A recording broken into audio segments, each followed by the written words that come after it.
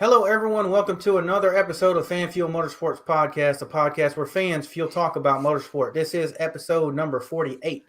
And tonight, I'm joined by my three co-hosts, as always, Colton Cranmore, Nathan Ball, and Jared Bakaisa. I'm Alex Harrington, and we have a very special guest, a sponsor of last week's guest, Jeremy Clements. That is the First Pacific Funding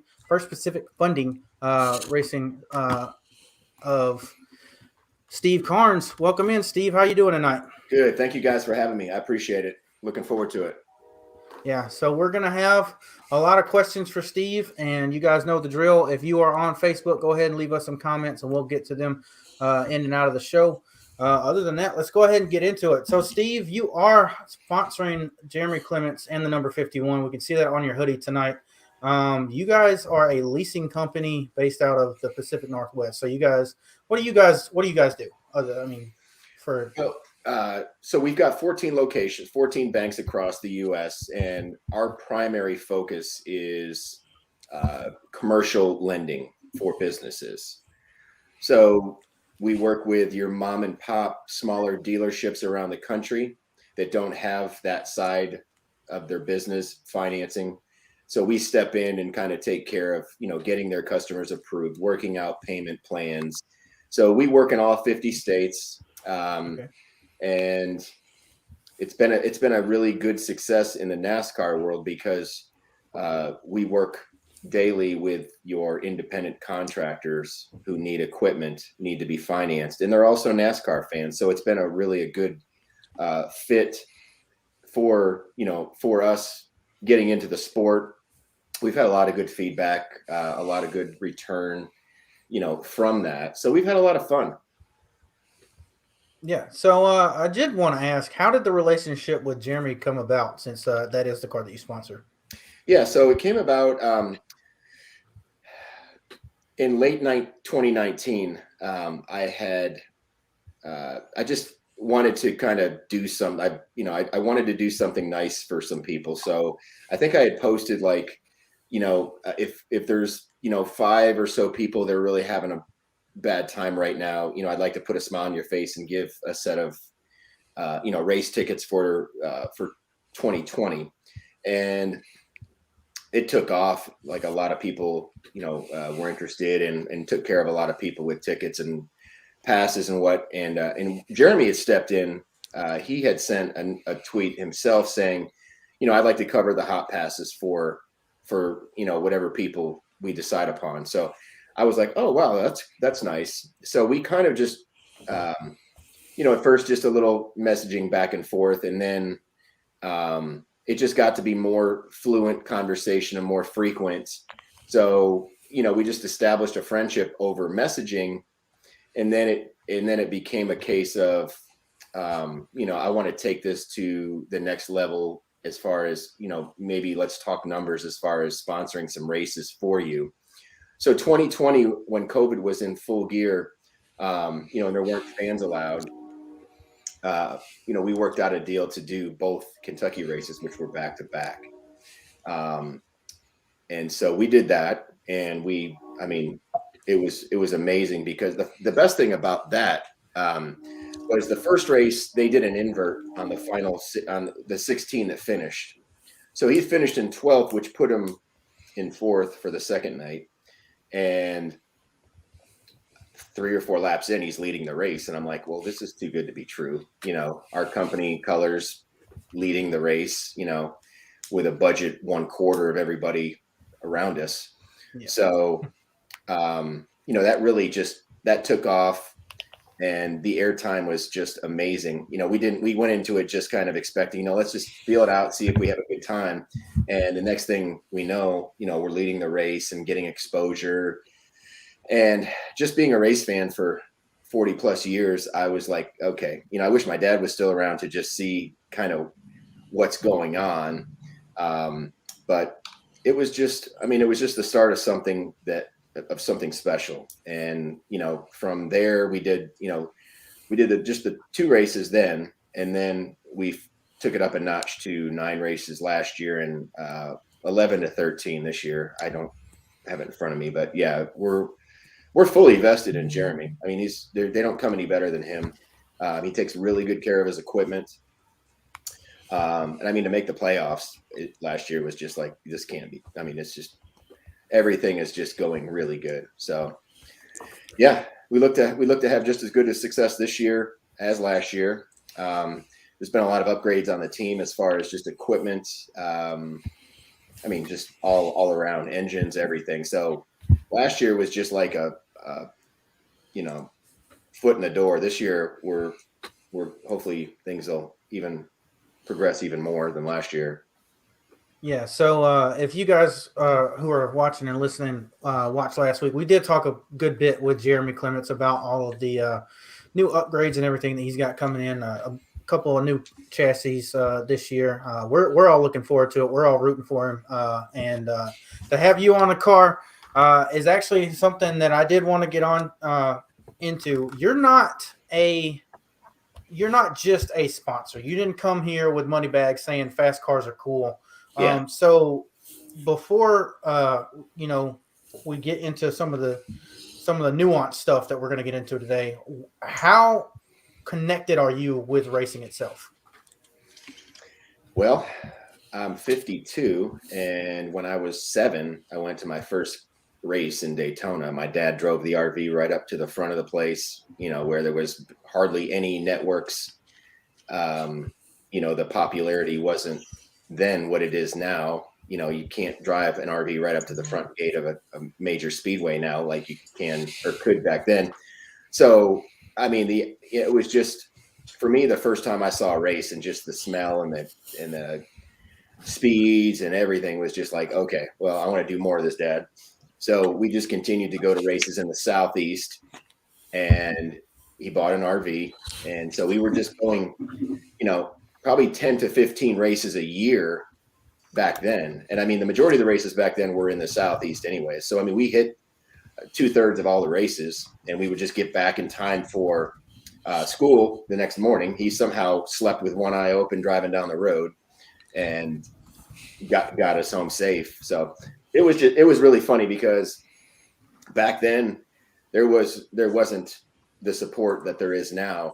So when I would go to school, high school, I would have airbrush Jeff Bodine shirts because that was my guy back in the day. So I would have airbrush Jeff Bodine shirts, and I mean, nobody knew who the hell he was at school. Everybody wore your typical NFL jerseys, and they're like, what the hell is a Levi Garrett car? What is that? So yeah, it was a lot of fun, and traveling the country and seeing Jeff every week. We developed a friendship too, Jeff and I, because I would go to, even when I entered the Navy, I would go, anytime that our ship was in port, I would go to a race, and I would just do this at 17, 18, 19 years old, like just freedom. Let's go. I wouldn't be going home I would be going to a NASCAR track.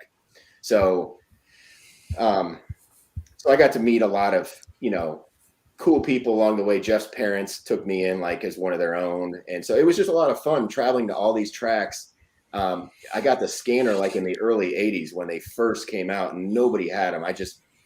My dad got me one, and it was like a damn brick that you could put on your waist, like early cell phones. So, but it was cool. I got to, see all the Dale Earnhardt Sr., Jeff Bodine moments in person.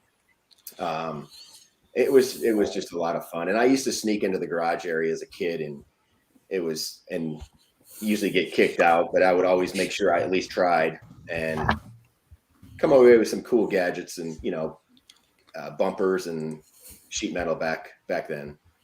So didn't mean to ramble, but yeah, that's kind of. No, you're perfect. No, we're learning a lot right now. So yeah. that's great. So I remember bringing Harry Gant's full bumper back to the RV one time. I mean, it was like just huge as hell. I mean, it was not just it was the bumper, it was just a massive piece of metal. And my dad goes, "What in the hell are you going to do with that?" And I somehow got it home and mounted it over my bed. And that, Do you still have that? No, that was many years ago, but it was really cool. So what's your perspective? You mentioned you saw think you said all of them in person, the Bodine Earnhardt moments. My dad was a diehard Earnhardt fan, and so I've heard a lot of colorful words to describe Jeff Bodine. Yeah. Oh, yeah. Well, I had many colorful words for Earnhardt, so I guess it was back and forth. Yeah. It was a great – I've always tried to talk to Matt Dillner and Mike Davis and all those guys over at the Dale Jr. Download to get Jeff on there. And I actually texted Jeff, and he's not feeling that good. Hasn't the last year. Because I really want to just hear, there's only so much you can hear talking to him. I'm sure him talking to Dale Jr. would really that would be a download that would be awesome. Yeah. But yeah, like some of the cool, I was at the Charlotte race where it was Senior, Bodine, and Elliott. And that was that spin on the backstretch. He took Jeff and just spun him all the way around, and he kept on. I don't know where he finished, but yeah, man, and then there was a lot of Darlington. It's just endless, and back then they used to run the Xfinity series too. Dale and Jeff used to have Xfinity battles. So it was just constant, Yeah. You don't see that nowadays because everybody's best friends in the they holler a lot, but there was true rivalries back then. Yeah. Yeah. And that is one thing that I wish we had more of today was those out for blood kind of rivalries. Even if they're just cutting each other's tires down, once a month or something like that. Yeah. Yeah. I'd really love to see it again. Cause that's one that I tell people about when I tell them about past histories. I always mention the Bodine and Earnhardt thing. Well, Earnhardt wasn't always the best guy on the track. Yeah. They both ruffled each other up a good amount. So, but that's why I kept going to all those races. It was because you just never knew what was in store each week, and I wasn't going to not be there. So I would travel stupid distances to go watch a 3-hour race or 2 days of racing, but I would sleep in my car and I would just get back in time to go back to the ship and we'd go out on a cruise or what. So yeah, it was, I wish I had the technology then that I do now to be able to, watch races on the carrier, but yeah. We see you post pictures from back in the day with all these famous people. You mentioned that Bodine's family kind of took you in like a son and all that kind of stuff. So I'm curious as to what your perspective was back then. Were you a little bit starstruck? Because you mentioned this is pretty much your childhood at that point. Yeah. Being in the racing deal for 40 some years, you've seen just drivers come and go. I'm not as starstruck now because I'm with these guys more often now than I used to be.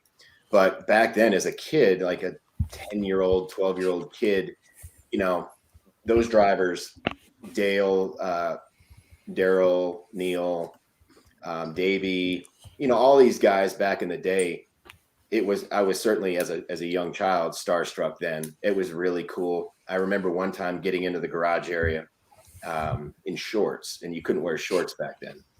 But I was a kid. I didn't know better. I just snuck in. They passed the security guard, and Kenny Wallace came up to me and goes, what the hell are you doing in here with shorts? You can't be in here. I was like, oh, okay. And then I used to wear my Jeff Bodine gold jacket and have the scanner, and then I'd have the little piece on it, and I was only 14 or 15, and I would always just try to work up these little looks to where I felt like I appeared like I belonged in there. So I would, Yeah. And I would prepare, and I would walk through the gate like talking into the mic, like, "Yeah, man, don't bother me. I'm talking to somebody right now." And it would work 9 times out of 10. I was trying for the longest time to, when I was in the Navy, to try to get a job as a gopher. Didn't need to be paid. I'm in the Navy. I'll be here every week. Maybe there was a couple California races back in the day that I obviously couldn't do, but yeah, I remember driving up to Junior Johnson's house, and he was on a tractor mowing his crops. And I walk right up as a kid, and he's like, who the hell is this? She shuts the mower off, and he's like, "What can I do for you?" And I was like, "I would like to work for you guys, and I don't need to be paid. He's like, just go fill out an application." So Steve Carnes, sorry about it. Steve Carnes is in the Navy. Just rolls up, says, "I'm going to recreate this Days of Thunder scene," or maybe he did it before Days of Thunder. Days of Thunder got it from him. Yeah. Yep. And talks to Junior Johnson. How do you have the balls to do that? Like, that's one guy that I don't know that I could mosey on up to. Well, I mean, the same balls that got me into the garage area just about every race I went into. My dad groomed me young to just go for stuff. So here I am. Confidence is key. Yeah. Yeah. Oh, that's great. Yeah. I'm sure other scores will pop up, but those are some of the most memorable ones. Yeah. So if you want to see some of the pictures and stuff that Steve's posted, go on Twitter at RaceChaser51. He is a must follow. He is always on there. He's got something to say, and you can tell with his history in the sport, he is not saying it just to say it. Steve, you have a catchphrase, and I think Colton wanted to say something about it. Yeah, so I mean, it really could be your tagline, though. We need more short tracks. I mean, I'm up for it. Yeah. Damn near every week you're saying it, especially during the season. What short tracks do you think that NASCAR needs to go to? Oh gosh, I got to follow this up. Last year I made the dream truck schedule where I turned it almost into the World Outlaws, and I had them going to like 85 races. Yeah, and they were hitting, I mean, every short track you can think of. So what are 3 or 4? I like. Is it Slinger? Slinger, yeah. Slinger. Mm-hmm. Yeah, because I know Matt Kenseth used to have some good battles there. I love like that half, third mile, high bank, 5 Flags. I'd love to see them try that. Bowman Gray, but that would be a shit show. Well, you're in luck this weekend. Yeah. Yeah, it really is. I mean, that's it in a nutshell. Yeah, it's a Bowman Gray on steroids for sure. I mean, 5 Flags, and then the fairgrounds. I think they're starting to get that way. I mean, I remember going to St. Elmo's one night during the Indy weekend, and Steve O'Donnell's there, and then my first thing was, "Hi, how you doing? I'm Steve. We need more short track, Steve." Hell yeah, yeah, that's the balls on Steve. He's like, we're working on it. So that was 2 years ago. So yeah. So as someone who is a speed freak myself when it comes to NASCAR, I always think big super speedways, 1.5 miles, 2 mile tracks, of course, Daytona and Talladega. Is it more short tracks at the expense of this, or are you still okay with that classic sort of upwards momentum that NASCAR had, getting off of dirt and off of the short tracks into these big stadium-like racetracks? I mean, do you want to mix of both of that, or are you just strictly more short track racing? No, I mean, I think they're going in the right direction, and I don't think, with the exception of maybe, your super speedways, and a couple of your tracks that have been around forever, your Darlingtons and Martins. Like, I don't think a lot of, like, Texas doesn't need 2 dates. Dover doesn't need 2 dates. Right. And I think they cut it down to 1 date at Dover, and Dover's probably out the door here soon anyways. As well as Pocono, the independent tracks. These are dates that they're wanting elsewhere badly. So yeah, I'd be surprised if Dover's around next year. But I don't know. I could be completely wrong. How long do you think Pocono is going to last? I'm from Pennsylvania, by the way. Right. So I've been going to Pocono since 2007 every single year. I mean, I really do like the double header there.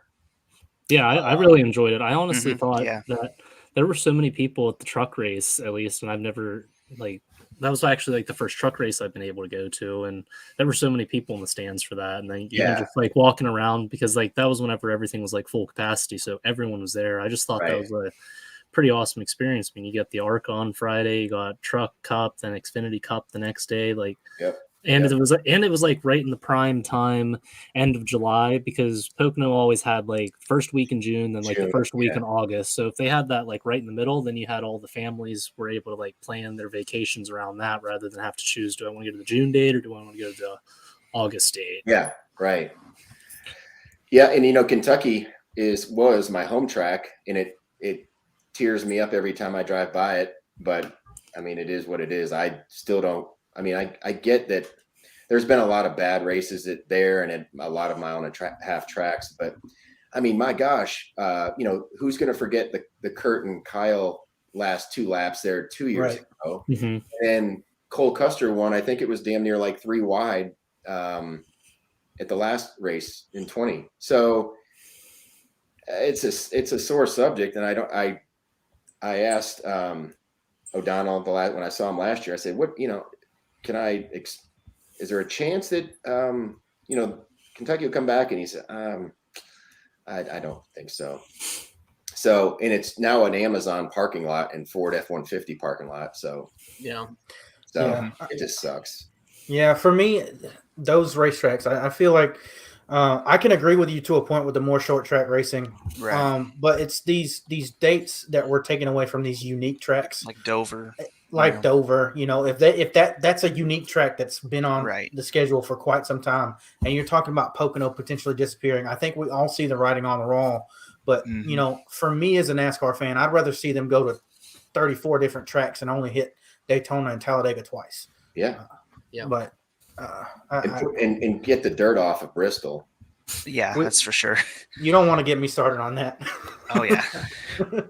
I couldn't believe that during the race, like I'm watching the race last year and I'm like, hopefully this is it. And I mean, they announced they're coming back during the race, like not after, but like during the race, they're like, we're coming back next year. And I'm like, you've got to be kidding me. But I mean, there's some people that like it.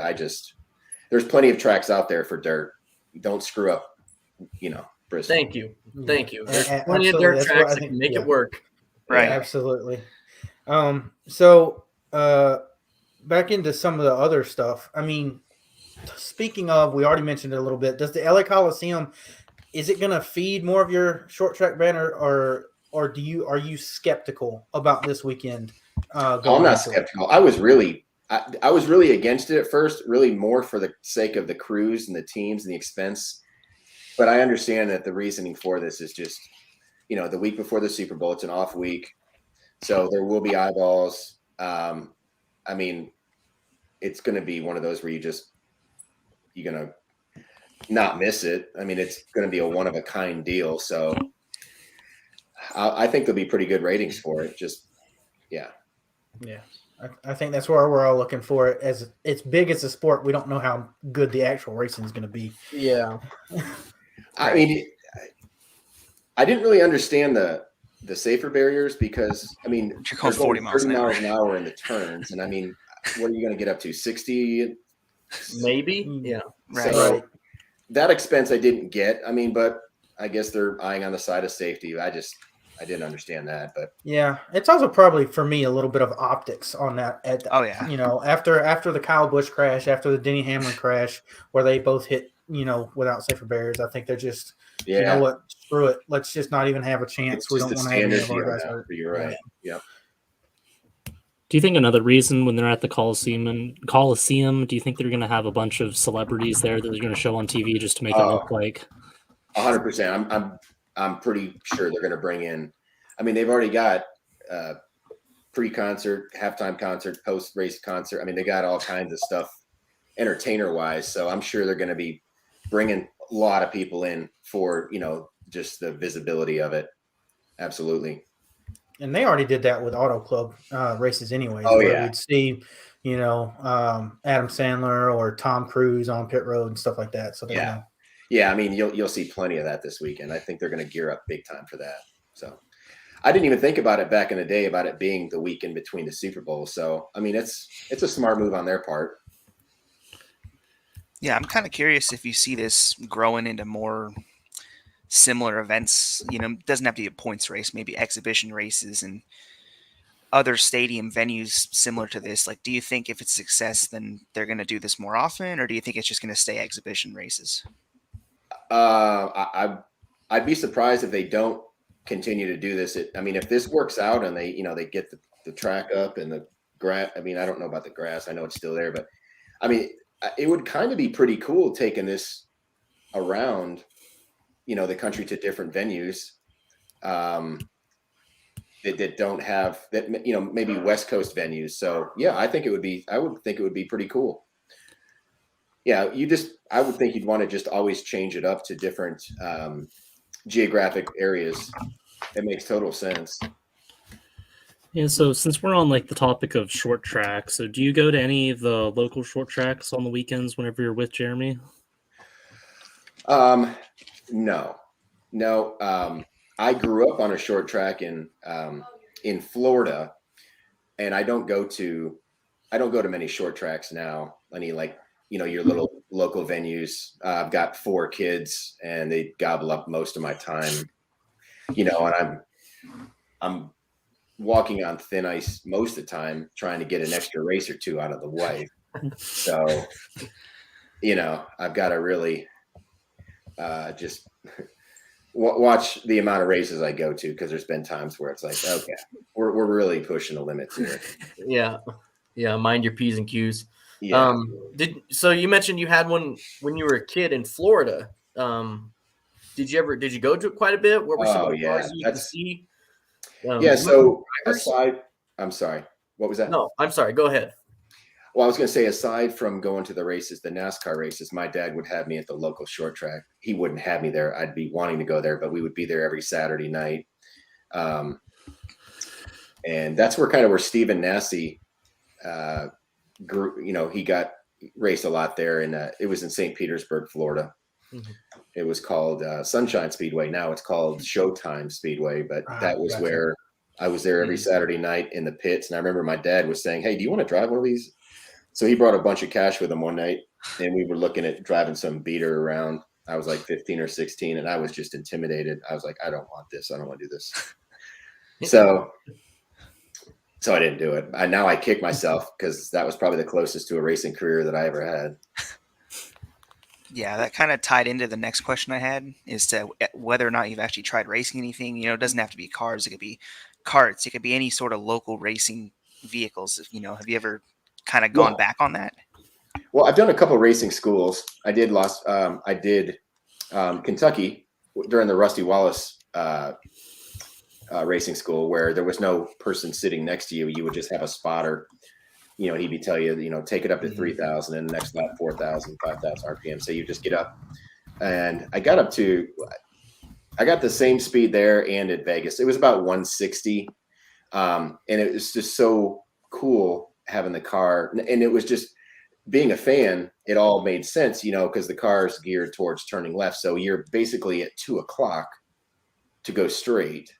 Mm-hmm. You're holding the steering wheel at 2 to go straight, and then it just dives into the corner. So it would just all made sense, after driving it, on how the cars were set up and stagger and all that.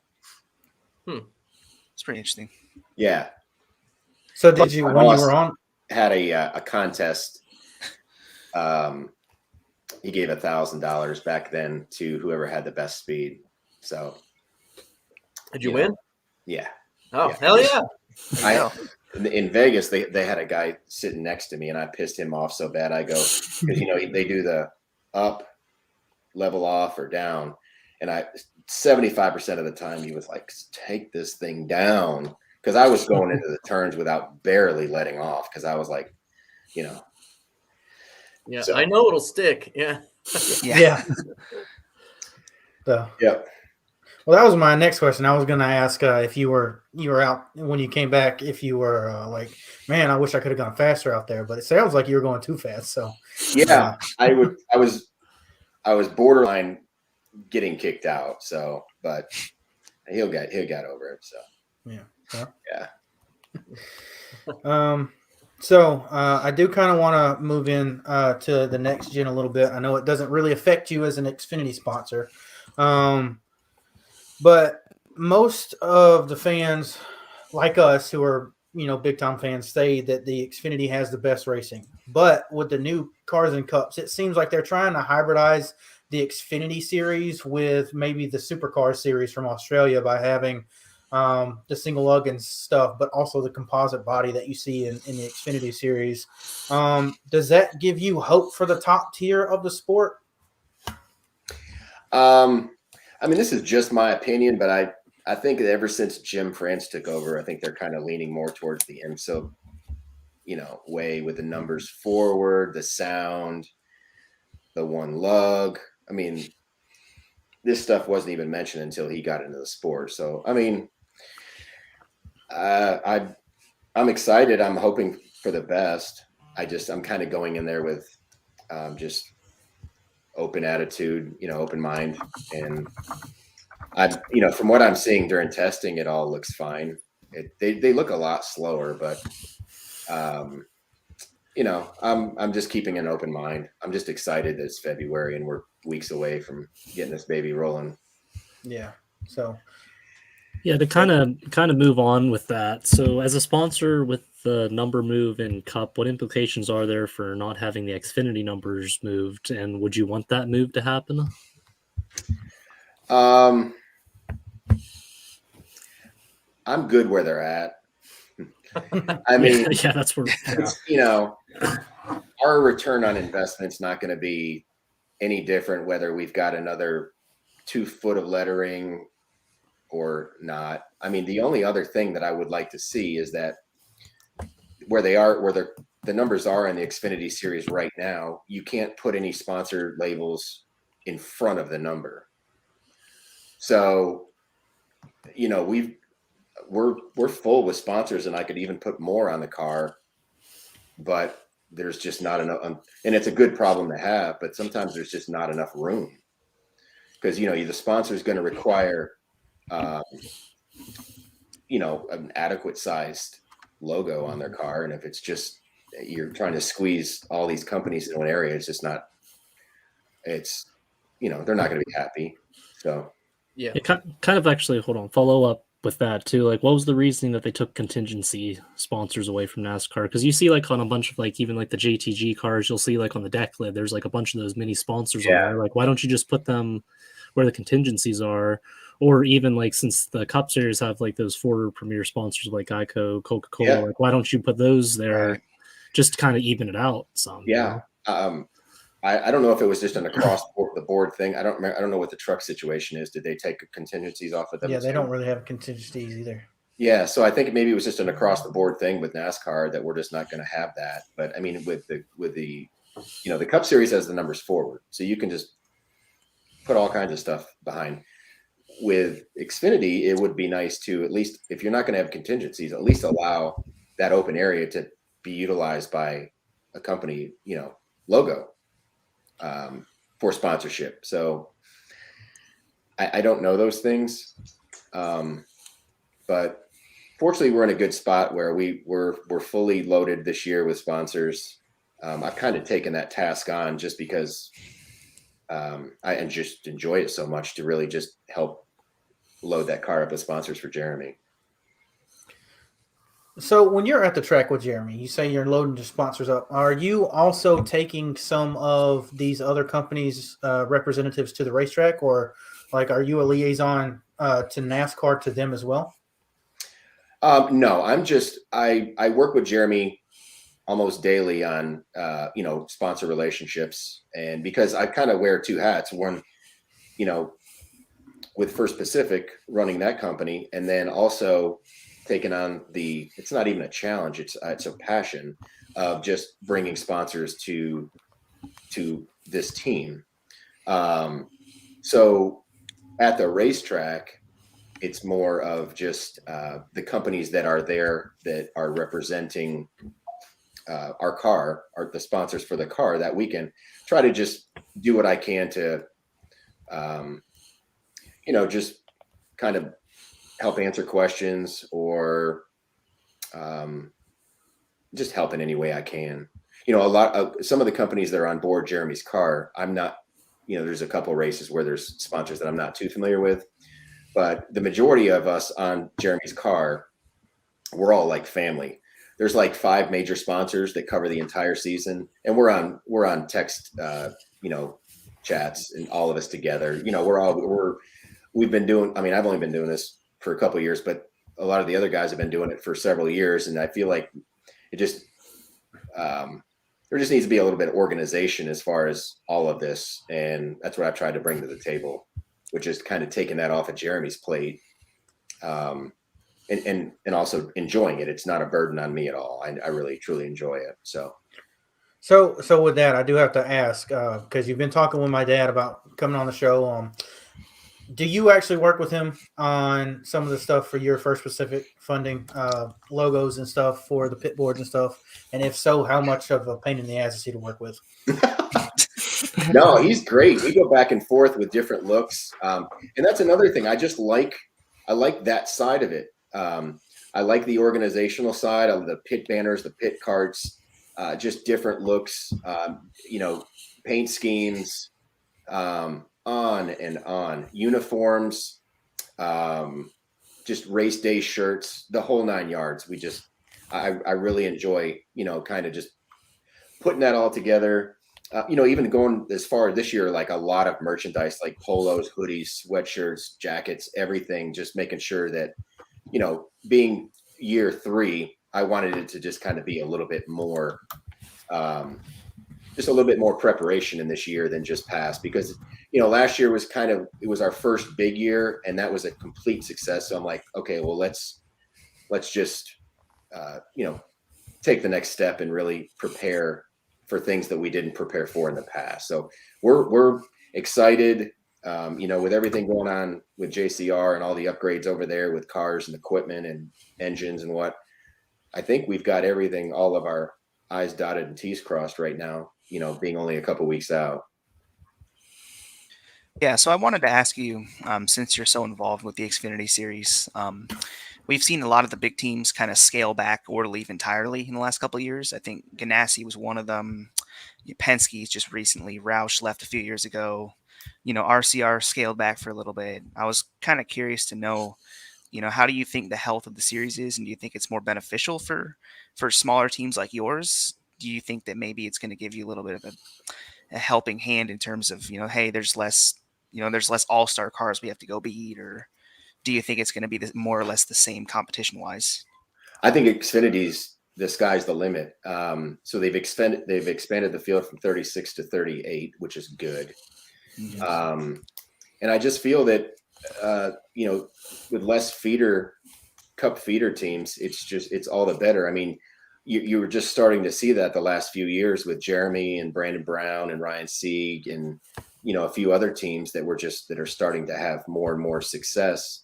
So I think the series is, the best racing last year was in the Xfinity Series, in my opinion. And I've heard that from, I just try to take my bias self out and I'm being told that all the time. So, and I just feel like, a lot of these larger teams like Colleagues and them, and Penske, they see that down the road that the expense, I don't think, is going to be what it was in the Cup Series. So a lot of teams are, going that route. Not a lot, but a few are. But a lot of these teams like Jeb Burton, my mind, Brett Moffitt, like a bunch of teams are, kind of geared towards full season sponsors. So I think it's going to be a really exciting year. Yeah, I would have to agree. Yeah, while we're on that topic, what are you looking forward to for this year in the Xfinity Series as far as some of the stuff? I know specifically for you and your company being based out of the Pacific Northwest, they're going to be going to Portland. Are you excited for that race, and how do you feel about road courses in general? I love the road courses that they're at now. I love them, and I think it's going to be good. Like, I'm biased being with Jeremy, but I think it levels the playing field, because you're taking that horsepower aspect out of it, to where some of these teams just spend enormous amounts of money, especially even in the Xfinity Series, for that horsepower. So this kind of takes that out of it and puts it more in the driver's hands with skill levels. I'm I'm all for the road courses, and I think Portland will. I'm really excited about Portland. It's 45 minutes from our corporate office. We'll have a bunch of people there, and I know Jeremy's certainly ready for Portland. He's talked about it several times. So, yeah, it'll be a good opportunity for him. Again, just leveling the playing field and being able to use some of his expertise on the short tracks. He's excelled a lot on those, and we had an unfortunate thing last year at Mid Ohio where I don't think he got a lap or two in before it went south with something. But yeah, he's usually up in that top 10 for the majority of the road courses. We do have a question in the comments here from Matt. I'm going to butcher your last name, Trewartha. It's kind of a longer question. He says, given the sponsor dollars First Pacific Funding has available, could you see more ROI sponsoring a larger championship contending team for fewer races?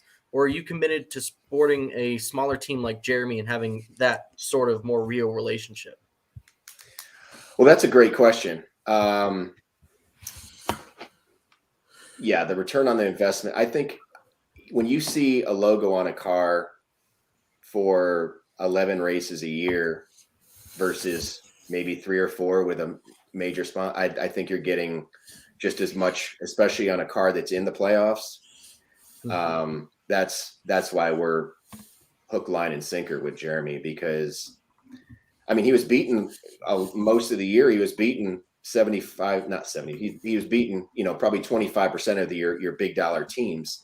So, we're getting our return on the investment and still producing good results. So, yeah, I'm just as happy with being on his car for 11 races versus, what that 11 races would maybe get us a couple races, with your colleagues or Penske's or whatever of the world. Yeah, that is interesting.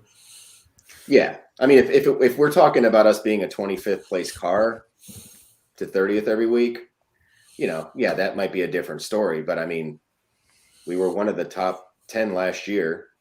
Yeah. So. And something that also, I think with Jeremy, it's on, even though he's out there being an owner driver, he's always going to be put in that underdog tier. So anytime that he's doing better than quote unquote expected, you guys are going to get more TV time anyways. Oh yeah. It was pretty much guaranteed every time that we got, we're not, and a lot of these teams pay for exposure. Let's be honest.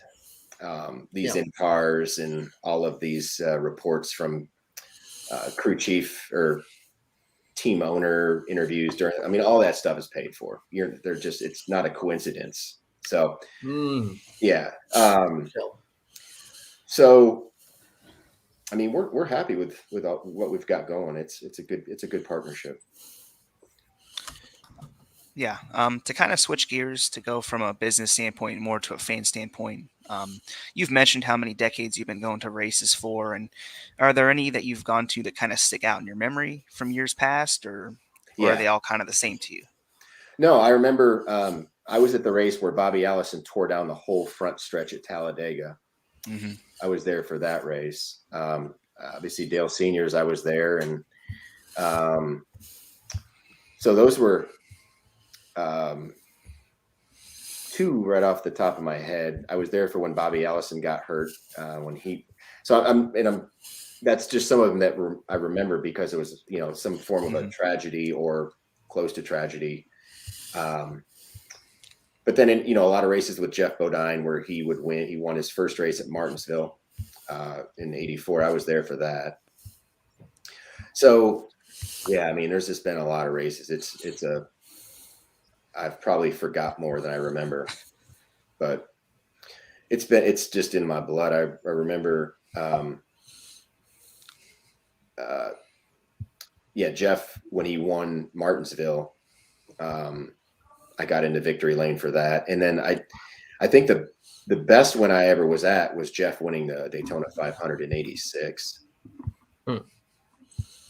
So, yeah, those are a couple big moments that you just Yeah, listed it's like up the there. first win for Rick Hendrick. Yeah, major bullet points. That was a crazy story because Rick Hendrick was about to go under until he won that race. If you ever read anything on that, that was his budget wouldn't allow for any more races. So sitting with Jeff, I was with him in 2018 at Kentucky Speedway. He was representing the Crossley Jukebox, which they give to the winner. So I sat and talked with him for a while, and he just went through his whole sponsorship, just all of the years in sponsorship, and was just bringing up some cool things to me that I didn't know, like the QVC sponsorship was all on his own dime for the most part. They didn't pay for nothing hardly. So that was cool to, that's not cool, but it was cool to hear the stories back in the day. With just how your childhood idol got through certain situations that you wouldn't normally know that, So he was kind of really opening up, and he opened up about his truck crash. Mm-hmm. And you want to talk about another moment that I was there. That was everything's coming back to me now, but that truck race, there were parts. It was the whole sky was just, parts were just raining down on us. So we naturally, you go into that kind of cover your head thing. But then talking about that, I remember Kyle Larson's car, when the engine ended up in the stands, we were one section from where the tires came.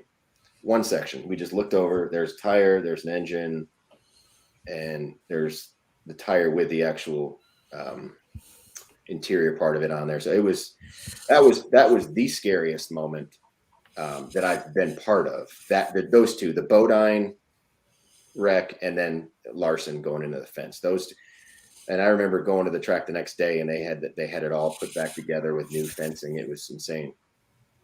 So I'm learning something, guys. If we ever know that Steve is in the grandstands for a speedway race, we don't need to be there. You were at the Allison race, the Larson race. Yeah, sit a couple sections up. Yeah. Seems like you might be bad luck for fences. Oh man, yeah. Those were some crazy times, but you weren't at the 2015 Coke 0400, were you? No, with Dylan. Yeah. No. Okay. That was probably the most insane wreck where you the car just stopped. Yeah. Mm-hmm. Yeah. Okay. So we don't have a clean sweep of them all. We're still all right, but thankfully, yeah. I want to know. I went to the Fall Vegas race last year, and I saw you. I didn't want to go up and bug you, but I was right behind you in line. Like I could have patted you on the back.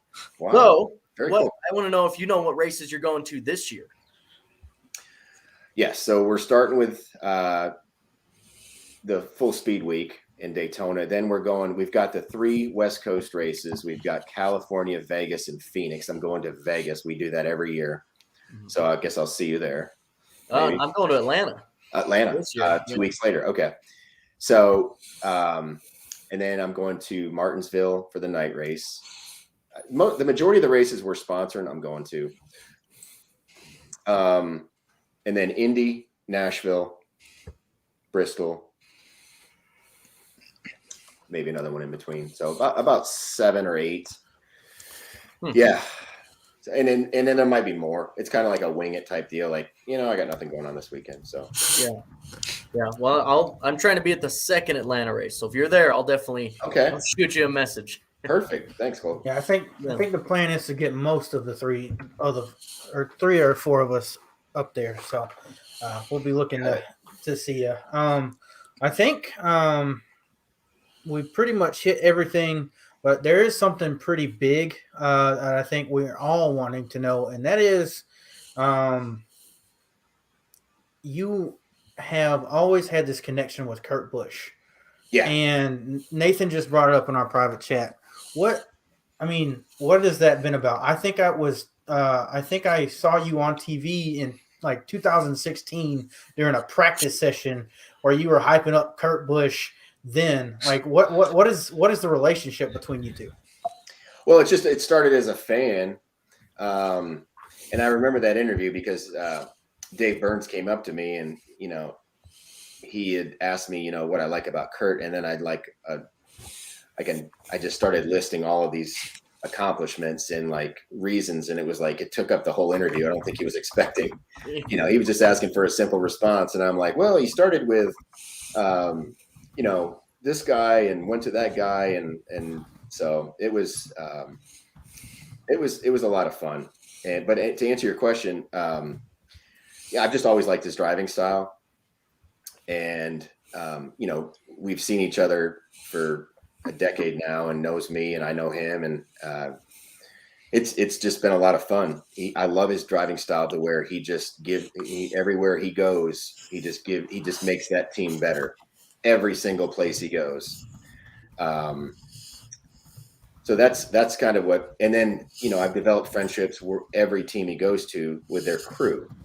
And it's like unfortunate that it's like every 2 or 3 years he's on to a different team. It's not like, we can keep the same team for, 8-10 years. So, but yeah, it's been a lot of fun with Kurt.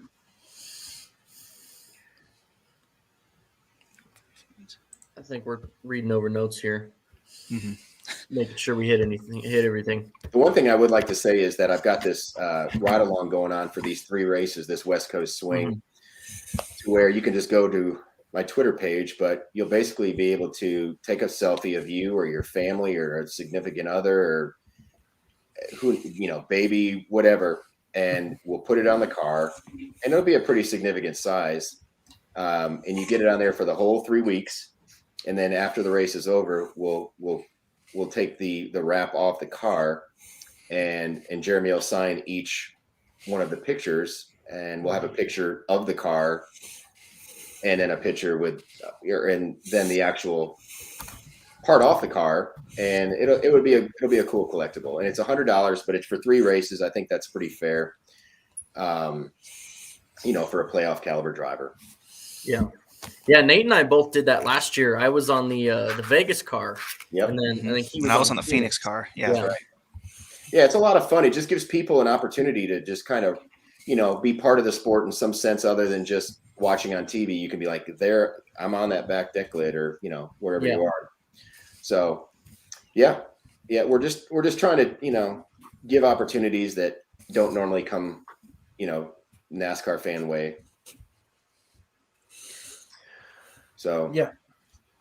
So go on Twitter, and we'll throw his handle up again. That's the Race Chaser 51 on Twitter, and go do that. That sounds like a lot of fun. I think as soon as you said that, I'm like, yeah, I'm doing that. So, and it's only $100 too for 3 races. That's only $33 a race. Come on, guys. And I mean, really too. Yeah, it'll be a pretty good sized picture. So I mean, we're just trying to have fun with this whole process. That's all.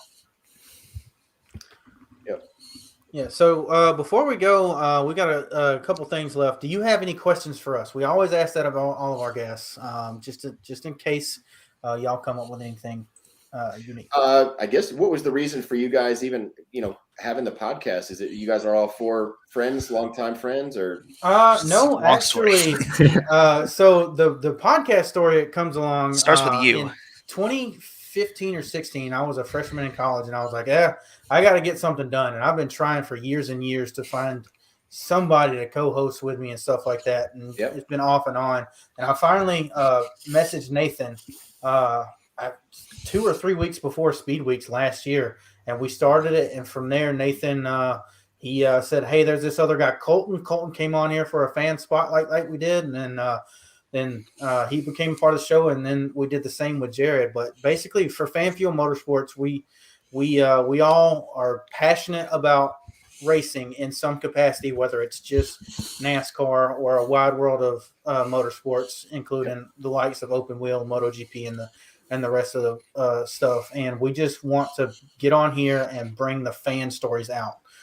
So like I told you before we started recording, we want to get the fandom out of even industry peoples and kind of show. I think it's great. Yeah, I think it's great because you can it's so easy for people to talk about the same questions and all the same NASCAR hubbub, but to actually have it geared more for the everything outside of the norm, the business side of it, just driver side of it, what they do in their spare time. It's the really cool stuff you guys are doing. Yeah, well, we appreciate that. Absolutely. And then I had one more question for you. That is, what could you, as a lifelong fan, recommend for new fans and I guess current fans trying to get new fans to come into the sport? Oh boy, that's a great question. Well, first of all, you gotta see a race live, because that's going to bring the TV does not do this sport justice as far as being there live, the whole race day experience. And that's what I think that's what hurt Kentucky the first year they had the race, where they had the traffic problems, is because everybody thought that you can just go to a track a couple hours before the event. They don't realize this place, there was close to 100,000 people there. Right. And you can't just jam in there in the last 2 hours. Like that's one of the problems that I thought I had all along was, these people need to make a day of this place. And but yeah, experiencing a race live is my first suggestion. And then we'll make a day. That's a really good question. I haven't really thought about that. Get yourself a scanner so you can hear drivers, and bring your dad or son, make it a family experience, and just find a driver that relates to you, and just, I guess, enjoy the moment. All right. And if you're going to an Xfinity race, make sure you support that 51 Absolutely. for specific funding to Influence Racing. Yeah, make sure that driver you pick is Jeremy Clements. Absolutely. It has to be. The others, I don't even, I don't suggest anyone else but Yeah. Hell yeah. Excited about this year, guys. So look forward to seeing you guys at the track. Yep. Yeah. And thank you so much for coming on. Oh man, this is spending awesome. an hour with us, and hopefully, if you don't mind, we might ask you on sometime in the future as well. Yeah, we can check in mid-year and see what's going on. Absolutely. Yeah. Hell yeah. Well, that'll be it for us tonight. So thank you for joining us for this hour of just, awesome talk with Steve Carnes. I mean, telling us that he personally has known Jeff Bodine his whole life, that was something that kind of blindsided me. I hadn't looked that far in my research for the episode, so that was pretty cool. Always, as always, follow us on Twitter, Facebook at FanfuelMSM, capital F, capital F, capital MSM. And you got anything else to plug before we sign off here, Steve? No, go sign up and be a part of our team for 3 races. That would be awesome. All right. Yeah, let's do that. And as always, we can see you guys next week. But Jared, I'm going to pass it off to you. You got an announcement for tomorrow night. Oh, let's go. We got me and Colton tomorrow, episode number 2 of the Slick Track podcast, and we are going with episode 2. We're going to have a banger. We're going to have World of Outlaws series driver Logan Schuchart on the show tomorrow, 7:30 p.m. Eastern time. That's going to be pretty cool. That's really awesome for a startup podcast to have a legit driver, like top tier driver, on your show for the second episode. Yeah. Championship contender 2021. Yes, sir. That'll be a good one. Stoked.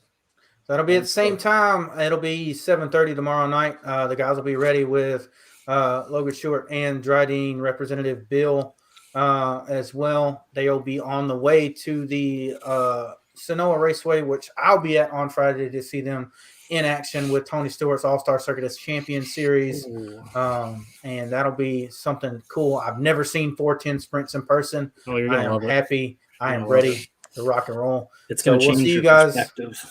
We'll see you guys tomorrow night with that. Nathan, you got anything before we sign off? No, not really. I'm just excited for the Clash to come back because it gives me something to watch on the weekends, which is nice. Other than the NFL playoffs, it feels a little bit nice to have racing back because the Rolex 24 was last week. That was really good to watch. So I'm just glad I get racing back. And don't forget, Colton reminded me of this. We have Keith Merritt coming on next week to break down the Clash. We don't really have a set topic. We're just going to be talking about all sorts of random stuff, kind of like our last episode with him. But as we all know, that was really fun last time. So we'll probably get ready for that again next Wednesday. All right. You know the drill. Hit us up on Twitter and Facebook. Hit Race Chaser 51 on Twitter as well. Go do that 3-race deal where you can have your face on Jeremy Clement's car. It's going to be really cool. And then hit us up on fanfuelmotorsports.com. We got esports content now. We will have NASCAR content starting this week with the LA Clash and moving forward. We'll get working on some stuff about the Rolex and IndyCar as they start. And we will see you guys tomorrow for the Slip Track podcast or next week with Keith Merrick. I will not be there next week, so you guys will have a lot of fun with Keith, Colton, Nathan, and Jared. We will see you then. All right, bye.